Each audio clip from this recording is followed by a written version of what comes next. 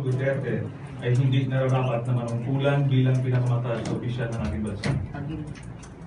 Kaya po kami ay naghain ng impeachment complaint sa kadahilan ng ito. Ayon sa aming inihaing reklamo, naniniwala kami na dahil sa mga krimen at mga paglabag sa ating saligang batas, ang Pangulo ay dapat na panagutin sa mga sumusunod na basihan. Una, culpable violation of the Constitution.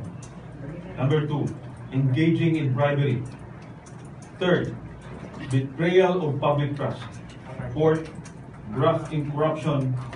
And fifth, other high crimes.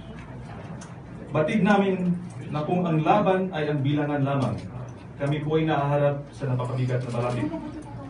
Ganun pa man, naniniwala kami na ang impeachment ay ilalaban hindi lamang dito sa loob ng Kongreso, kundi pati rin sa labas ng Kongreso.